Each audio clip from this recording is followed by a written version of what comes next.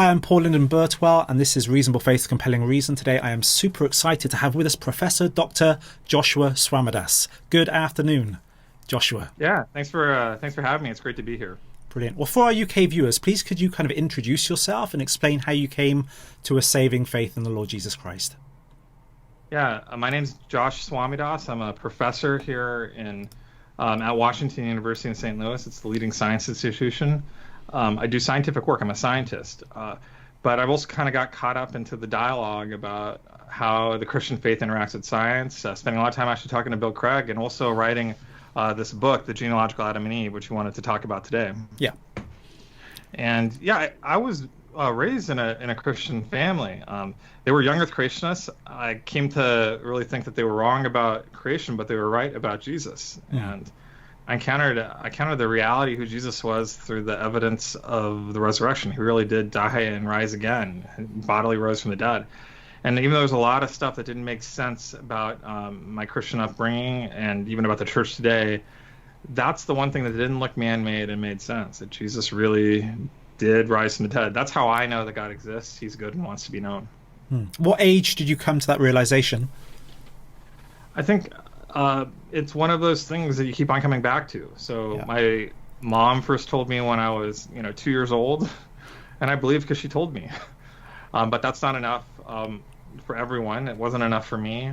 There was a lot of searching I went through to make sense of this and understand if I had a faith independent of my parents. And that's actually when I was in junior high that I really looked into this myself in a high school. But I just keep on coming back to that. Like, what is that core of the faith? What is it that makes sense when nothing else makes sense? And it's that there's this reality of who Jesus is, that he really is good. He is worth following, even when Christians are nuts. It happens, doesn't it? I'm glad you said that, not me. Okay. Now, I've read that you are... Right? Pardon? You have to know what I mean, right? I do, yeah. So sometimes they are nuts, right? Okay, so I've read that you're a computational biologist. What's a computational biologist?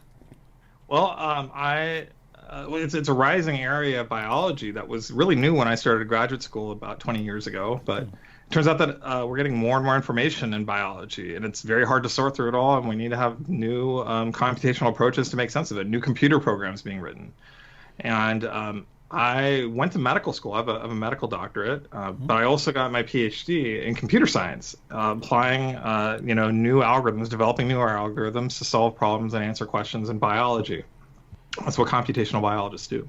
Okay, and so what's that, looking at kind of mathematical structure within the cell, or how does that work exactly?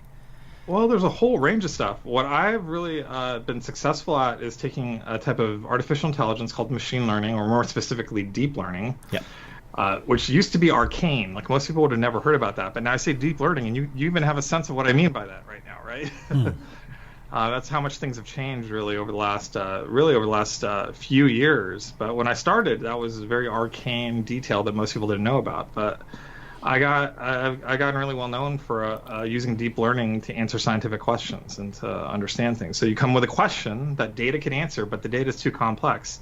But sometimes you can apply deep learning to it to actually get an answer. Okay, that's fascinating. Okay, so you've recently authored a book entitled The Genealogical Adam and Eve. Could you just hold it up for the camera for us? You have it there? Yeah, it's right here. And people can pick that up on Amazon. Is that correct?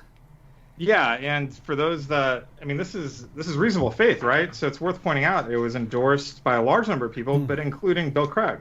Yeah. Bill Craig was actually part of the workshops on this book too, and really gave great feedback to it.